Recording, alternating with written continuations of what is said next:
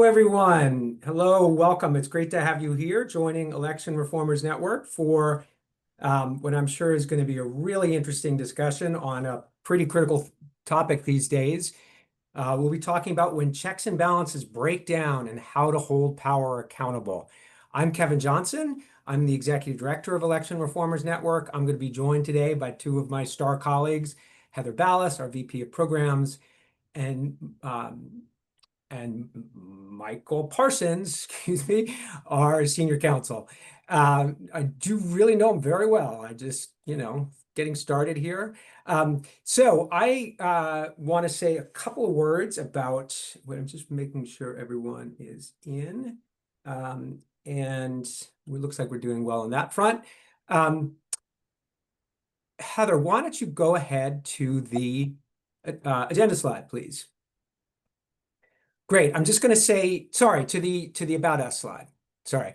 I'm just going to say a quick word about Election Reformers Network. We were founded in 2017 by a group of people who had worked together and had really tremendous experiences during the time of really the greatest expansion of democracy in human history.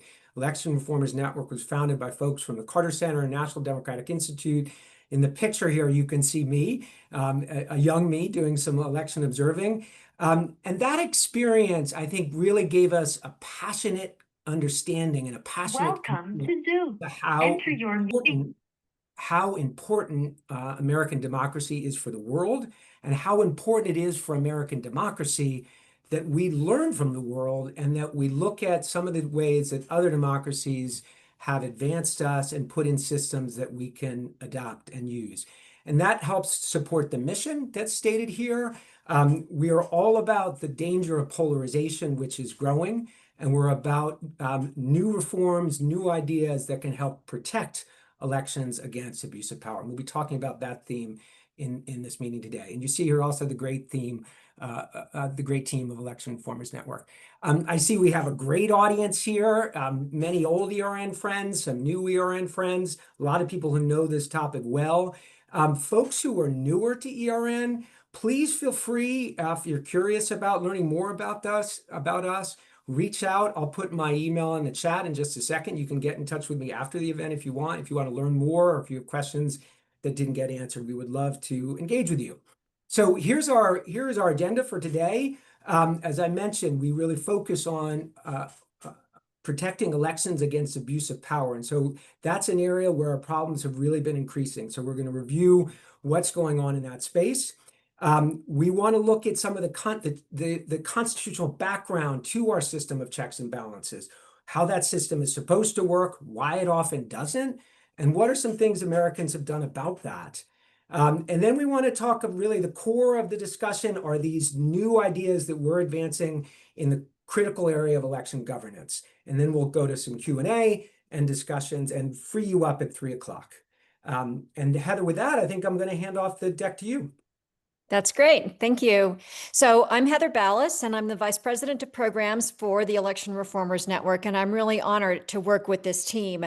One of the things that Kevin just teed up is the fact that it's my job to, in this presentation, overview the massive uptick that we're seeing in our country of election-related abuse of power. Gerrymandering is an obvious and immediate way to start thinking about election-related abuse of power. And we all know that partisan gerrymandering is just flat out a poison on our democracy. It is, and it has been for a long time, with 85% of seats in Congress predetermined before any American even gets to pass a vote, or gets to cast a vote. But what we are seeing now that's different is this unprecedented wave of this mid-decade gerrymandering. That's growing. It's got us really worried. And it's 11 states right now, Republican and Democrat, that are either actively in process of attempting mid-cycle redistricting, mid-decade redistricting, or are publicly considering it. This activity is really, really not okay for our nation. And one of the reasons for that is that legislative redistricting itself is a fundamentally flawed situation, even if you're not sort of cheating and doing it in the middle of the decade. We know that legislatures are going to, when legislatures draw the lines, they draw them to advantage their own party. And what you see happening here is an example of circumstances in which the legislatures intentionally drew lines to advantage themselves and did it in a way that gave themselves a majority even when they didn't have a majority of voters. And so these two examples are provided. They're both, that one is from 2018 and one is from 22, but we're providing these examples from those timeframes because of what they show us about the ways in which partisan gerrymandering can really undermine the fundamental premise of one person, one vote. That is foundational to our nation's structures. So what we see here for Wisconsin is that, in 2018, the Republicans made up just over 40% of the vote in that state. And then when the legislature drew the line, the Republican legislature, they gave themselves more than 60% of the seats in the two chambers. And then in 2022, the Nevada Democrats did exactly the same thing. There's no universe where anybody would consider this to be a fair process. And it is for sure an example of abuse of power. Now, voters hate this. They flat out hate it.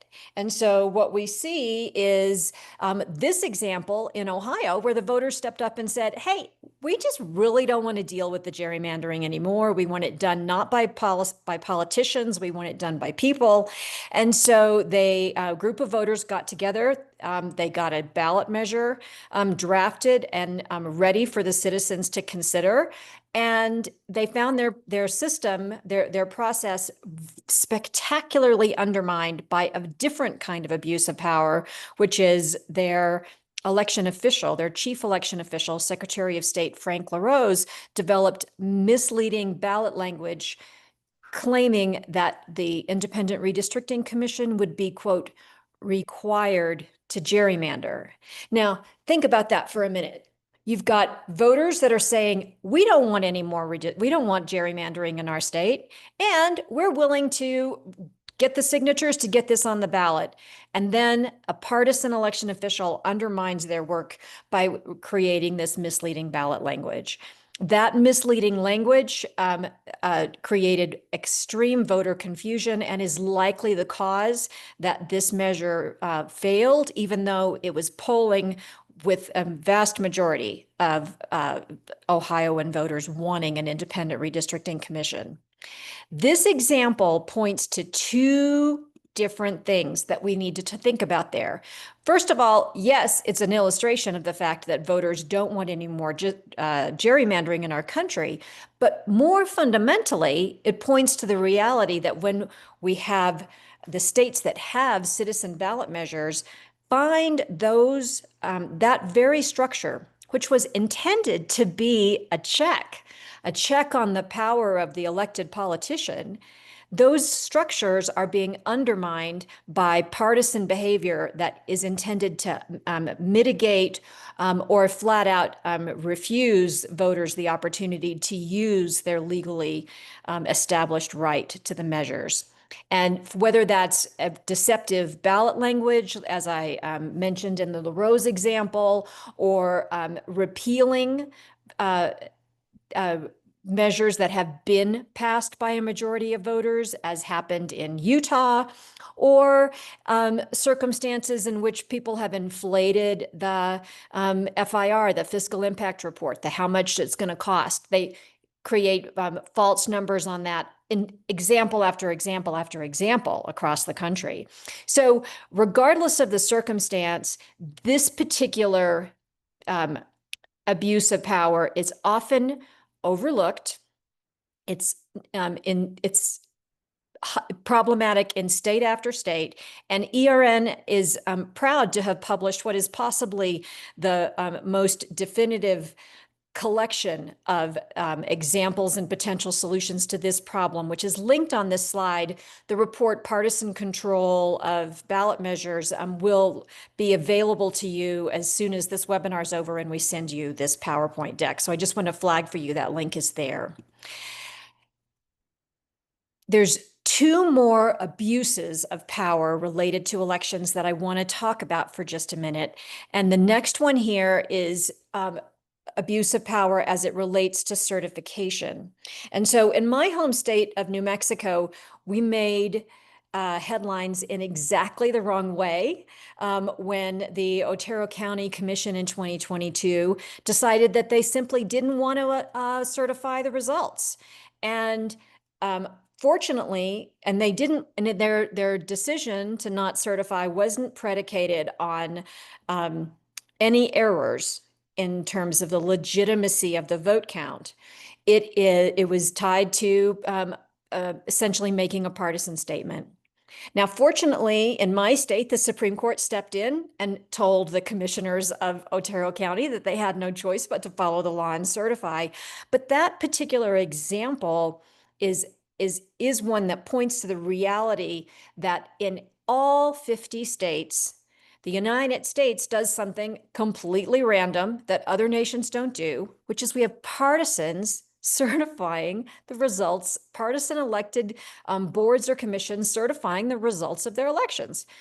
We've got 3 or 4 states that kind of mitigate that risk. That's Hawaii, Nevada, Arizona.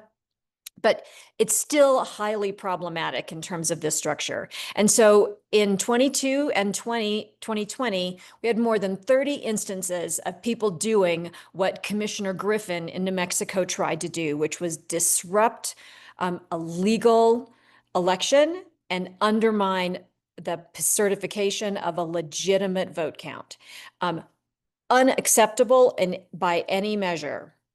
And then that gets us to the last example, which is perhaps the first example that all of you thought of when we said we were going to talk about election-related abuse of power, which is the most famous and troubling example that we've seen in recent history, possibly ever in American history, which was when the president attempted to overturn the legitimate vote count for the 2020 presidential election, resulting in the January 6th riots.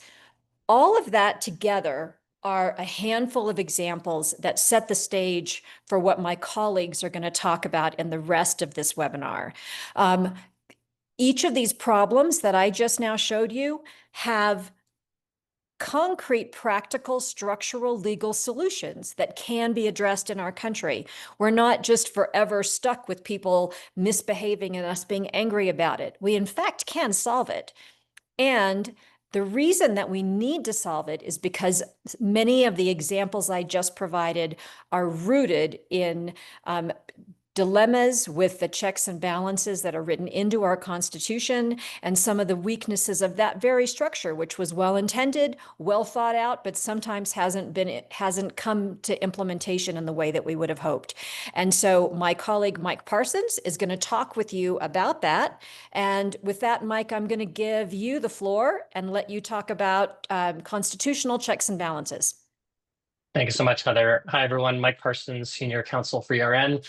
So I'm here to provide a quick civics refresher, intro to American politics, sort of how the checks and balances were originally conceived, how they were supposed to work, and how they don't work, kind of what Americans have done throughout history in response to that. So thinking sort of historically back to the framers' vision, there's an example here, which is the federal separation of powers between the branches. The executive, our little George Washington-ish type tricorner friend here over to the left, legislative, wearing a great Congress shirt in the middle, and the judicial branch, black robe there on the right, 3 equal branches of government. And the idea is you would have sort of this pluralistic democracy. There wasn't this concept of overarching major political parties. There were sort of different factions, the understanding that there would be factions, groups of citizens animated by some particular interest or goal or belief, kind of proto-parties, but not the sort of major organized parties that we have today. and that arose pretty quickly after the founding. Now, it says pluralist by their definition, because obviously this was pluralist within the subset of white property owning men at that time. So how that actually played out in practice, the idea, right, was to divide political power. So you'd let different centers of interest and power keep each other in check. That's why our friends here are frowning. That's not good for them that they can't rule supreme over the United States, but it is good for us that they're keeping each other in check and representing sort of the pluralistic range of different interests through the different branches. Fast forward, actually not too long after the founding, and we saw how it started to play out. And in fact, not even to the founding. As the Constitution was being debated, Federalists and Anti-Federalists, two great camps over the great question of the day, started to emerge, which then shifted into two major combating groups of politicians going into the initial government. So as we see, right, three supposedly equal branches of government, when you throw two major political parties into the mix, with partisan polarization sort of engulfing so much of our identity, that becomes the main source of where the contestation happens, not between the branches. So what does that mean? It means that if one party gets control of all the branches, they're not likely to check each other, right? They're likely to agree with each other, pursue the same ends. And if that means one branch sort of just letting the other branch intrude on its traditional prerogatives, they will do that, right? Because it will advance the goals of their partisan beliefs. And this is obviously, you know, the separation of powers at the federal level, checks and balances. But we see this both, you know, at the state government level, if you have trifecta states where Democrats control all the branches or Republicans control all the branches, or if you think about how federalism has functioned over time, this idea that state interests would provide a check on federal interests, and how that doesn't necessarily occur if you have, say, a party in control at the federal level, the state just sort of agreeing and going along, right? So these traditional checks have failed pretty early on and have failed more and more over time. So what's been the response? So throughout history, the public has pushed back by seeking to empower new politically independent power centers to check specific abuses on power that have arisen over time. And the idea has often been to insulate specific pieces of government machinery from the full brunt of that partisan warfare, right? So we have some examples here at the federal level. Civil service reform, the idea that the staff members of government should be nonpartisan professionals, civil service, hired to do specific things, not a spoils or patronage system where everyone from top to bottom is just executing, you know, the whims of whoever is in charge. It's, if you work for Department of Transportation, you are an expert in your particular area in transportation, and you're advancing, you know, a policy that holds even if it fluctuates over time across administrations and political parties. Federal Reserve, obviously not wanting monetary policy to be driven by politics, the risks of that. The Impoundment Control Act, the idea that the president shouldn't be able to unilaterally just say, I'm going to ignore the funds that you have appropriated, Congress, right? The power of the purse should mean something. Inspector General's Act, the idea that there should be oversight within and of departments, and Office of Special Counsel to make sure that there isn't sort of partisan manipulation and abuse of the machinery of the rule of law. So these are some examples at the federal level. At the state level, we've seen other examples such as ballot measures, citizens initiatives, as Heather was talking about, judicial nominating commissions, the idea that there should be a better way to select judges, not just either through partisan elections or through straight governmental appointments by the governor, but there should be some merit-based approach to determining who would be judges. And then, of course, independent redistricting commissions and how that has addressed the abuse of power, the conflict of interest that's inherent in drawing your own district lines. Now, for those of you who follow the news closely, some of these, especially at the federal level, have been coming under intense pressure and challenge recently. In fact, all of them have been coming under intense pressure and challenge recently. And so we'll have more time to discuss those developments during the Q&A at the end, but all of this is to say that it makes finding ways of protecting and improving this sort of second wave check on power critical. And that's a big piece of what we'll be talking about today. So in the background, this feedback loop of sort of toxic two-party politics, what Lee Drutman calls the doom loop, continues spiraling and getting worse. So the problem is that there are features of our government that have entrenched two-party politics. And as one party grows more extreme, it makes the stakes of our politics even higher, which drives the other party to take things even further, which continues the loop. And everything gets more and more urgent, existential, and crisis-like, right? To the point where it just feels Pollyannish not to engage in all-out partisan warfare on all fronts at all times, right? And so that's sort of this toxic loop that we're stuck in and that continues to spiral and get worse. And as Kevin has noted at the top of the presentation, this warfare unfortunately now extends into the structuring and administration of our elections. So in the next slide, we talk here about, political parties are vital players in our democracy, but problematic managers of elections. So we just want to be very clear, right? Parties fill a vital role in our democracy. As the slide says here, it offers voters clearer choices, helps develop policy platforms, provides coalitions once they're elected into government to get work done, and it can help channel citizen participation. So they're necessary to our democracy. And maybe just as importantly, as the founders learned, they're kind of unavoidable, right? People will organize. And so the problem is when the warfare spills beyond trying to win an election by appealing to voters, and it spills over into trying to win an election by rigging the rules of the game. So we need to find ways to foster healthier parties and more options for voters. As we say here at the bottom of the slide, the need to enable multiple healthy parties while limiting party control over the competition itself. And this isn't some naive ideal world that is unrealistic. We know because most democracies don't do what we do, right? And so that's what Kevin was talking about at the top, how it's informed to our international experience, and what Heather was mentioning as well, where some of this is just kind of weird. If you talk to normal people on the street and say, yeah, for example, next slide, some of the things we do in this country, we select election officials and judges in partisan elections. We allow election officials to oversee their own elections. We allow election officials to campaign for candidates running in their elections. We rely on party representatives to certify elections, and we allow party nominated structures to oversee election management. That is not normal in the rest of the world. We have kind of grown used to it, but when you list it all out like that, you really do see why, right? Like, why are we doing it this way? And is this actually sort of a foundational piece of what has led to part of this spiral and some of the other problems we've seen, these contagion effects for the other checks and balances? So in some ways, when we think about the independent power centers, the question facing us is, how do we take that mode and bring it to the most foundational pieces of what we do in our country, which is democracy, elections, running of elections themselves? With that, I think I'm potentially all out of slides. Oh, no, I'm not. This is just the summary. America created the most important competition in the world, but we only let two teams compete, and they control the referees. So as we enter the playoffs, think about that and what the world would be like if that was actually how the playoffs ran. And with that, I'll hand it to Kevin.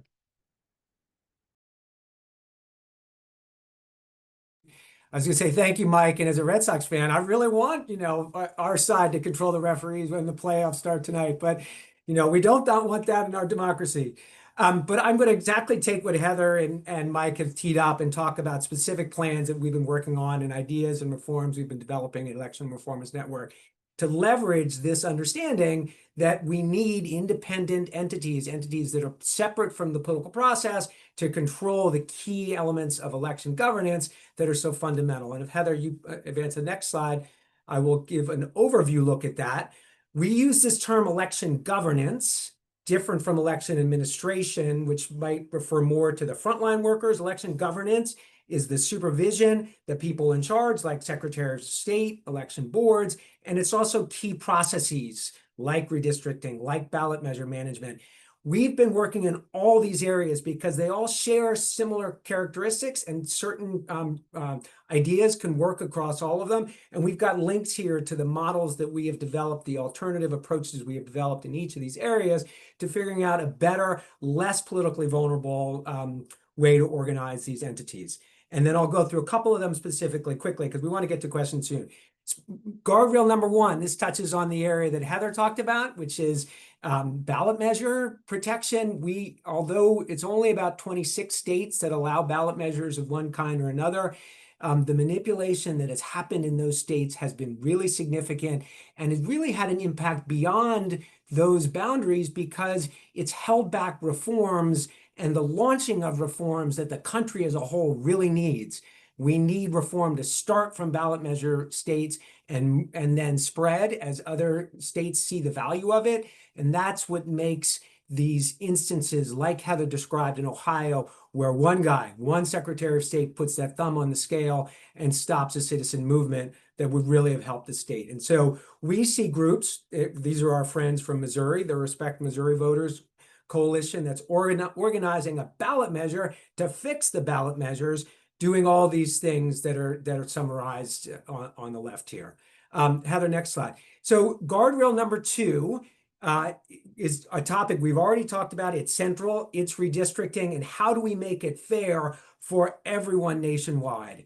This summer has been sort of a gerrymandering war, and a lot of folks have taken to their side. But I think we all can focus on how much better our whole system would be if everyone had fair redistricting. This graph shows the progress we have made, really substantial progress. It shows the percentage of states that have significant protection, meaningful protection against partisan gerrymandering, and the number of House seats that are elected from those states. And an important thing to note is that those states that have made this progress, that have put in place these protections against partisan gerrymandering, account for most of the competitive districts in Congress. So that's where competition is these days. And so on to the next slide. Talking about gerrymandering right now, this summer, triggers the concern, or often triggers the concern of unilateral disarmament, referring to the concern that one side, the blue side, has done a lot more reforming than the red side and probably shouldn't have done so much because they've hurt their chances. But the graph here is to illustrate that that really doesn't represent the reality in its full nature. What this shows is those seats that I mentioned in the prior graph that have grown over the years, broken down by their state color, blue, purple, or red. And then, hold on, yeah, okay. And then it shows the amount of seats that would be added to that list if it weren't for 4 states, Arizona, Missouri, Ohio, we talked about, in Oklahoma, where really significant redistricting reform initiatives were stopped in their tracks by ballot measure manipulation. So, that if they can fix the ballot measure process, bring those reforms up again, we have a good chance of changing the unilateral disarmament picture and making progress. Next slide, please, Heather. The third guardrail I want to talk about, in a way, comes out of independent commissions, which is obviously a key part of the redistricting toolkit. Independent commissions are about setting up a body that's balanced and isn't controllable. We started looking at election boards and said, the same thing should be done to election boards. Election boards shouldn't be controllable by a political party. There are 10 states nationally that have the model on the top of this slide. They have an odd number of board members in their local electoral boards, and the rule says they're divided between red and blue, but the party of the governor gets the majority. So this is a 3-seat version. There are 5-seat versions of this.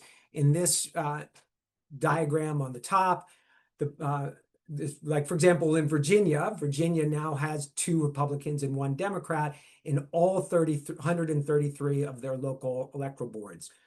We're raising the question, why not have 1 from each party, and then an individual who can take the 3rd seat, who can be seen as neutral? What about a former election official who goes through an application process and goes through a process where the members, the 2 red and blue board members, agree on a former election official from that pool of applicants? That's an idea we're introducing in Virginia this year. On to the next slide. Some of you may be thinking, it's hard times these days. How are we going to make progress with all these nice ideas? Well, the people want them. That's the purpose of this slide. The slide on the right, this is MIT data that shows large majorities of Democrats, Republicans, and independents all believe that we should select our election officials in a nonpartisan way. Likewise, for redistricting, you can see both red and blue lines trending upward and substantially over a majority that think gerrymandering is a major problem. There is more support for election governance reform right now than just about any of the ideas in circulation. This is an area for wins for the reform movement. Next slide, please, Heather. This is a map of the states where we are working on election governance. We are active in 32 states in a range of different functions. In some places, it's about introducing new legislative ideas, like the one I mentioned in Virginia, that hopefully will begin a change in how their electoral boards are organized. In other states, it's more on the ethics category, or it's more introducing different approaches to say how the Secretary of State should be positioned, emphasizing neutrality in that role. It's a range of different programs. We can tell you more about it if you're interested, but we got a big footprint this year for 2026, and we're really excited about it. Stepping back to the topic Mike raised, which is the real distressing degree of breakdown in checks and balances beyond the election governance area, going into the judiciary, going into the enforcement of, protection of habeas corpus, going into a whole lot of areas we see in the paper. This slide sort of talks about that. And it does so by raising the point that a lot of folks in the forum world really see the stuff on the left side of the slide as the stuff we're going to have to do for the big picture changes. They envision deep changes to our democracy, including multi-party competition, moving away from just two parties, rolling out open primaries and RCV, multi-member districts, and even establishing proportional representation. There's a lot of interest in these ideas, all of which, if we go back to Heather and Mike's slides, would hopefully unwind some of that doom loop that Drutman talked about and move us back toward a system where different coalitions shift in ways that can create more accountability and less zero-sum politics. There's a lot of promise in the ideas on the left. They all depend on the reforms on the right. We're not going to get there. We're not going to get to multi-party democracy without better election governance for all the reasons that are illustrated here in those bullet points. Next slide, please. Heather, I think we're heading into the home stretch. I'm just going to sum up, and then we'll go to questions. And hopefully people are should have said at the top, that people can go ahead and put questions in the chat, but we can also raise hands at different ways we can do questions. But go ahead so summary, and this is back to our favorite referee slide. Heather never wants me to use this slide. I love this slide, this picture of this referee, because people get it, at least sportsy people get it, that America left out the referees. We created a system without the referees. And so what we're talking about is what we need to do to put them back. And our system has indeed recognized that, because the founders created a constitutional set of checks and balances that have long been undermined by the rivalry of two dominant parties.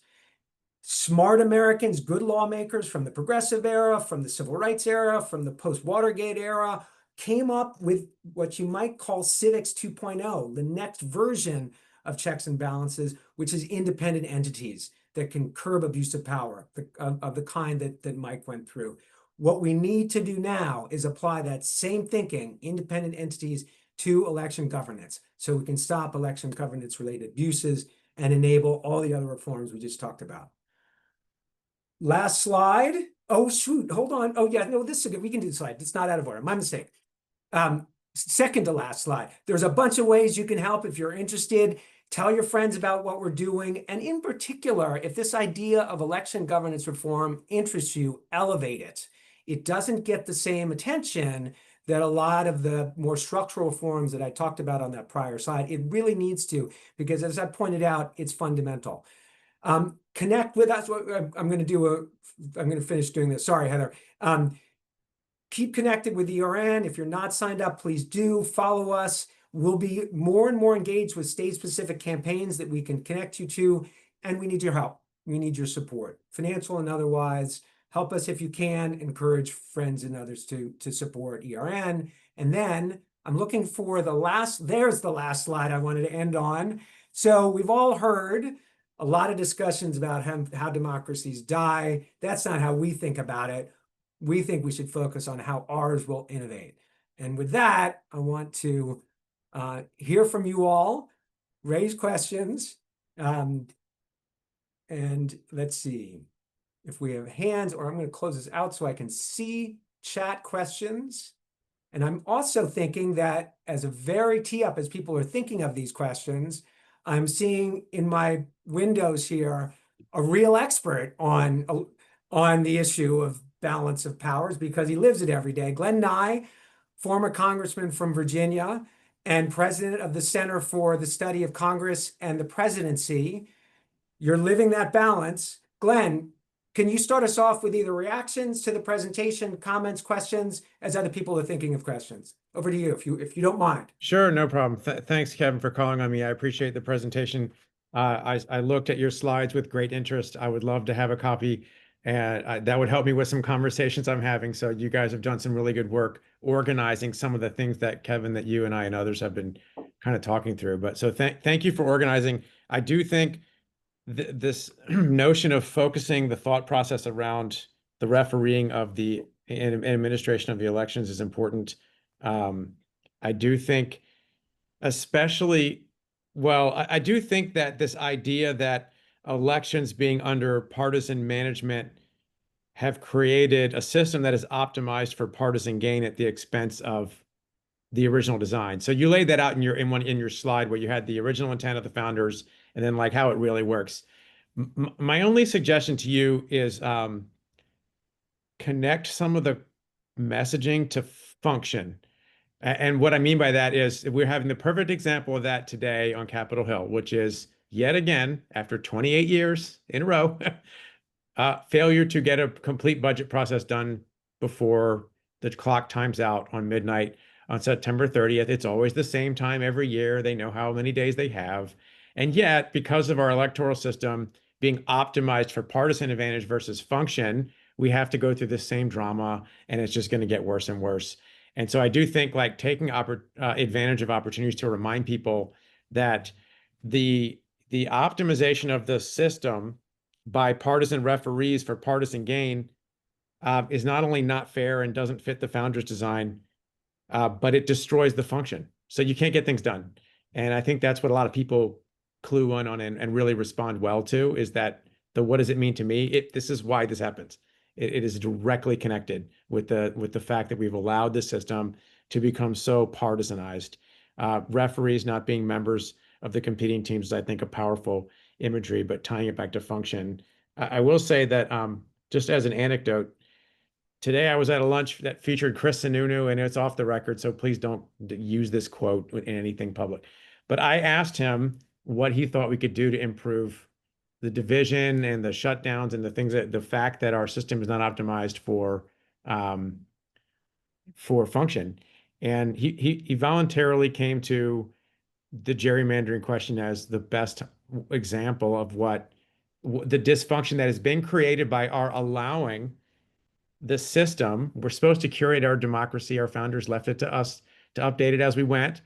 And our lack of doing that over the last several decades has resulted in this process where not only now is gerrymandering done, but it's shamelessly done. It used to be they pretended that they had a good reason. Now there's not even pretending anymore. It's just like we're just doing it because we can. So there is some pushback. I wish there was a lot more. I think that's an indicator of some really bad trends that we're in. But the fact that he volunteered it made me go back and look at the history. And I remembered my recollection of Chris Sununu's engagement in gerrymandering was not positive. I thought I remembered he didn't approve a independent commission. However, he mentioned today that he also blocked a highly polarized map that his own party had produced. And I looked it up, and in fact, he was telling the truth. They put forward a map that would have created a really, really blue district and a really, really red district. And instead he said, no, you got to have more competition. So they ended up with kind of like two that are very close. So the resulting map. So he did the right thing at the end of the day. Credit to Chris Sununu for that and for raising it. So I just wanted to raise that anecdote to tell you that, there are people that are cluing in on this. I just think connecting it as much as possible to this function, the dysfunction that people see, I think will be a good way to have this resonate. I couldn't agree with you more, Glenn. And I think I mean, we all are realists and we all focus on the question of incentives and what are people trying to achieve. And a lot of people in Congress want to get things done. And a lot of people, and often are prevented from getting things done. So I think what you're going at in a way with this question of function and remembering at the end of the day, I didn't come up here to fight. I didn't come up here to gridlock. I came here to get something done, and realizing that the path to getting something done is reform that reduces polarization, reduces extremism, and creates the incentives and the coalitions, restructuring the coalition flexibility that can allow to get things done. But that's really interesting. There are a bunch of questions, or a couple of questions here, and folks, please add to the questions. And Heather and Mike, if either of you see questions that in particular you want to answer, Jeremy Meadows, to what extent might the identified issues lie in the binary nature of the two-party system? Absolutely. Mike, do you want to say a word on that question? Sure. Yeah. I mean, I think we alluded to this in one of the slides, but moving from sort of the duopolistic two-party structure to one where it doesn't need to be, I think when people say proportional representation, there's often like in some corners they like having tons of parties will just be like a massively fractured government like Italy or Israel or something like that. And this is a place where the details of the design, the policy design really matter. And so there are ways that we can have more parties in this country, 3, 4, 5, right? And that would introduce more flexibility, right? Where there are sort of pivot opportunities, issue by issue basis. It's not just one party versus the other. My win is your loss. The idea is, okay, we can have a swing party that kind of says on these issues, I agree with this party, I'll align here. On these other issues, we're going to move over to this other party and form a coalition, and introducing some flexibility back into the system to break up this sort of two-party doom loop. The other piece of this too is giving voters something other than just a no vote, right? So in political science, there's this idea of thermostatic politics, which is a fancy way of saying when you don't like what's going on, you just vote against whoever's in power. And what it does that right causes things to just ping pong back and forth because something bad happens and people vote one side out and the other side comes in. And one of the risks, right, is that it creates opportunities for the rise of an authoritarian or for capture of a party because people are just voting against whichever party's in power, and they assume that the other party will be a legitimate opposition respecting, norm respecting, institutionalist kind of party.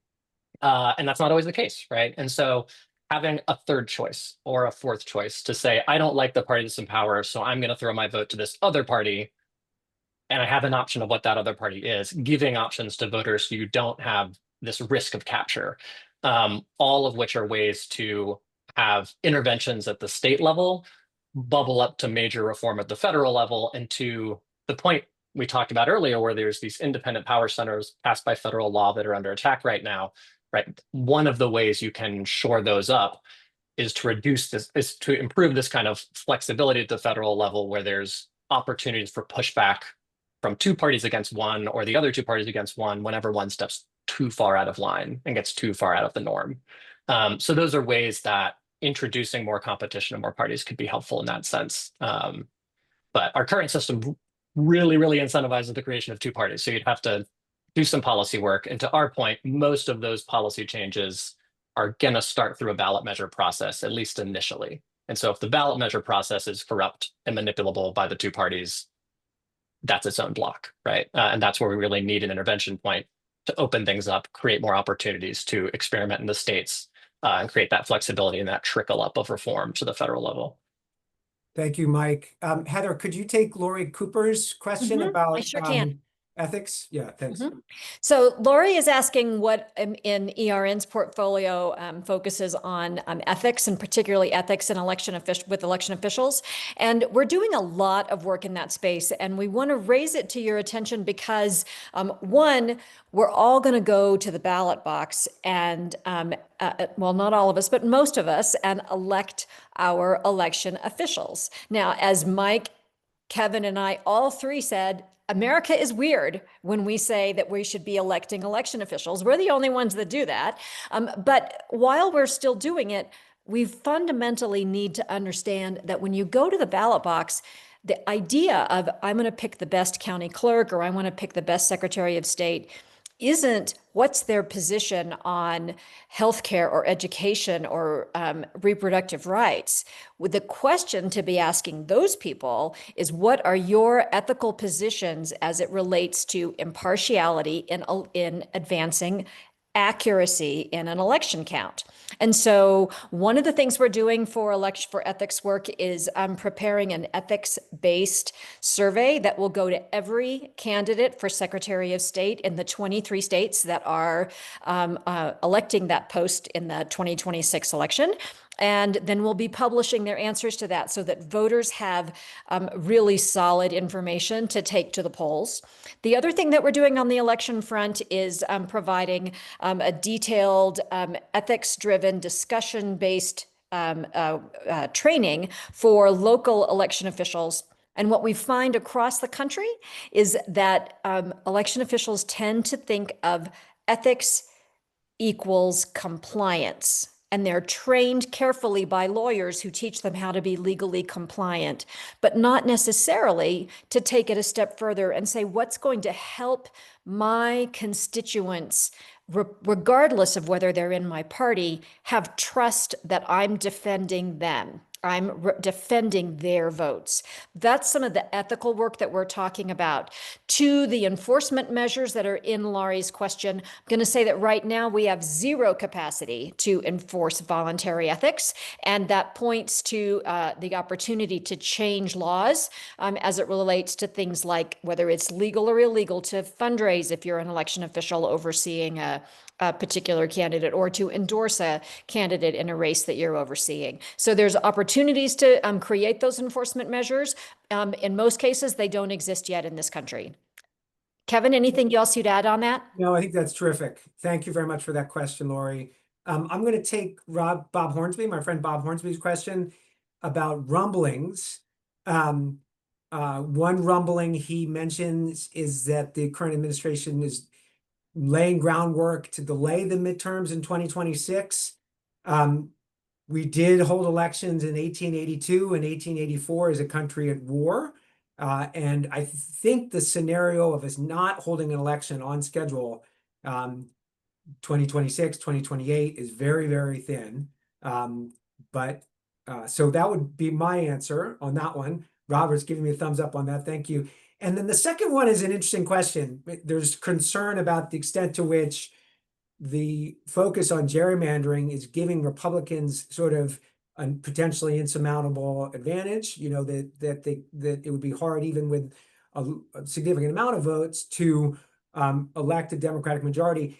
Actually, the numbers show that we are closer than we've been in the past. And I'm going to quickly screen share and show a chart that we use to illustrate that my colleagues don't love that much, but I'll show it anyway because I think it's interesting. And this shows the bars are which side won gerrymandering and got excess seats, meaning more seats in the House than they should have gotten if we just had an exactly proportional allocation of seats proportional to the national vote. So you can see the blue bars where this is what made Reagan one of the great opponents to gerrymandering, because he was dealing with Congress that had 30, 40 more blue seats than it should have based on the vote breakdown. And then you can see, and that's because Democrats controlled many more states. More recently, Republicans have controlled more states. And so you can see their excess seat share. For a whole lot of reasons, 2022 and 2024 have come to be very close. In other words, neither party is getting a lot more seats than they should based on the vote. Some of that has to do with a little bit more balance on how many states they control. A lot of it has to do with the green bar, which is states that have implemented some protection against gerrymandering, taking those seats sort of off the table, so to speak. But so it starts off more even than other decades, meaning that a few seat gain in this mid-decade is not actually making the situation as bad as it has been in terms of a head start advantage for one party or another. That's kind of a complicated analysis, but I think, I mean, this is still not to reduce or diminish the criticism of mid-market, mid-decade gerrymandering, but just to give some context on what degree of advantage might be created by it. Okay, that's that question. We got 8 more minutes. Kevin, Ankit's got his hand up. Yes, Ankit. You kind of touched into another question that Lois Bienna, or sorry if I'm mispronouncing your name, asked. So I just thought I'd throw that in there. She asked, could you go over that? Okay. Could you go over that slide explaining why Democrats' support of nonpartisan drawing of districts won't end up favoring Republicans? I didn't quite get what that bar graph showed. Okay, so the bar graph showed that unilateral disarmament would look less bad if efforts that came close to creating redistricting reform in red states had been allowed to get through. So it's a little bit about putting some nuance onto why we have the situation we have. We have that situation not because everyone in blue is better than in a blue state is more noble or whatever than everyone in a red state. It's just that there have been individuals putting their thumbs on this on the scale on the red states. So that's part of the explaining that graph. But to your question, Heather, I think she's talking about the bar graph with the red checked thing. Back up a little bit. That one, yeah. So the red states at the top are the states with stalled reforms that are coming close, that we hope we can help get across that finish line, in part through ballot measure reform. So that's part of the answer. The other part of the answer is, at this point, we do need redistricting reform to be holistic.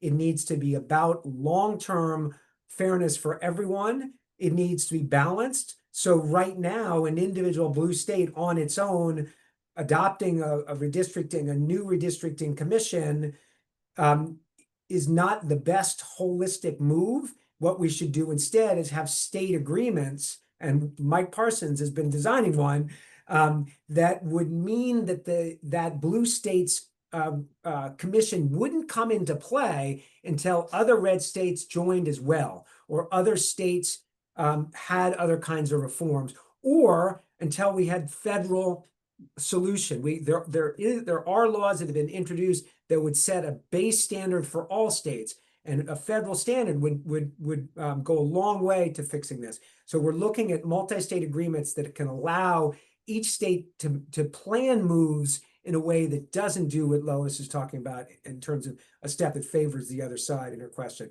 Mike will help explain that better. Go ahead, Mike. Yeah, and one additional point to this is we see this as incredibly urgent. I think one way to look at this is this is a nice topic that, with sufficient time, capacity, etc., and not the million burning fires, someone should be interested in. But aren't there so many other urgent things, right? I think we see this as one of the most urgent things there is, because if you're concerned about gerrymandering, the implications of gerrymandering, the degradation of politics, authoritarian capture, all of these things, right? It all starts with the question of what's the timeline that we need to intervene to stop it. And so if you're concerned about, say, Republican gerrymanderings making the House unwinnable going into, say, 2030, when there's another census and another decade of lock-in, the time you need to fix the ballot measure process in the states that are light red in this bar graph is the next 2 years, right? That's when you need to really all out fight to improve the ballot measure process in key states. And by the way, one here that would really make a big difference also is Florida, which has seen a huge degree of ballot measure manipulation, has a bunch of different seats, would make this bar graph also very, very balanced, and is positive on partisan gerrymandering reform. But the implementation details matter, and they did sort of maybe a suboptimal reform, right? If you could fix the process in some of these key states and then make reform wins through redistricting, through election reforms in 2028, 2029, 2030, it's just a very different picture looking at the decade ahead, looking at the future of our country, right? And so I think for us, we see the intervention on ballot measure reform, election governance, et cetera, as being the must do now issue over the next year, year and a half, 2 years. Mike, And can if I can add what- really quick, okay. I want to really get to the quick, question, but go ahead. really quickly on this very slide, so Mike just said this is an example of why we need ballot measure reform, which is completely true. To the question that came in the chat, what does the chart actually show us? The upshot is what it shows us is that blue voters and red voters want redistricting reform, and they were blocked by ballot measure protection from ballot measure manipulation by getting that. And so had we had the reforms that Mike was talking about, we would have much greater balance in the nation right now. We might have prevented the Texas, California gerrymandering wars that have kicked off this whole mid-decade problem, because we would have had more fairness in the beginning. And with that, I'll hush and turn it back to Kevin. And I think Ankit had a hand up too. Mike, would you take Lee Chinitz's first question on attention and expertise? Yeah, I mean, I think so. A few thoughts on this. It's a great question. I mean, yeah. So one, I mean, I think I want to disclaim this idea that there are like perfect nonpartisans in the world, right? We're not seeking perfect nonpartisans, and I think that what we're seeking is better systems with more checks, greater impartiality, greater independence. The Massachusetts Constitution says something I love about judges, which is like the best that the lot of humanity will allow, right? It's not saying you'll have truly impartial, independent judges. It's just the best we can do. And there are ways of structuring things. If you think about the Fed versus the FEC, one performs better than the other. And for independent redistricting commissions, there are certain structures that have performed really well, others that are more political structures that have not performed well. So there's kind of like a science to getting the best out of the structure and the policy. And we've shown, like, federal policies, state policies have shown you can design to have more insulation, better performance. So it's not the perfect, but it is improvement. And I do think legal protections for state would be more robust, because one of the things we're seeing that's a threat at the federal level right now is there's been a lot of unitary executive theory, the Supreme Court kind of letting the current administration take apart a lot of these federal checks. And that is applicable right now for the federal government, but at the state government, that is one of the benefits of federalism, is you can have more experimentation, greater checks, and then just, you'll see bubbling up and power centers arise through those states. You'll see success in various states that then works its way up and impacts the balance of power in Congress through the reforms at the state level. One final thing is that the closer you get down to regular people in real communities, the easier it is to build trust, because there's actual human connections, right? And I don't mean that in a Pollyannish way. I really just mean that people who know each other, and this is one of the reasons actually election governance, I think, has stayed the way it has stayed for so long, because people know their neighbors, right? And so a structure that I think probably would have gotten a lot of skepticism a lot earlier has endured, because people say, yeah, they're a Republican, or yeah, they're a Democrat, but they're Tim or John or Sharif, right? Like, I know them. And so the closer you get to the local, the more you can actually see some of these, I think, show some promise, and that'll build trust, confidence that then again bubbles up, I think, from the local to the state.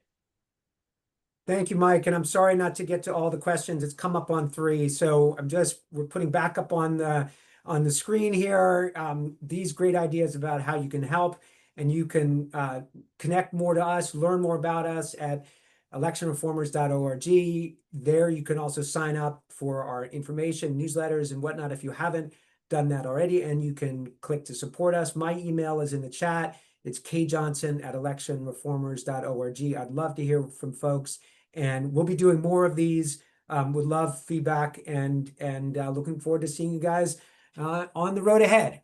Thank you.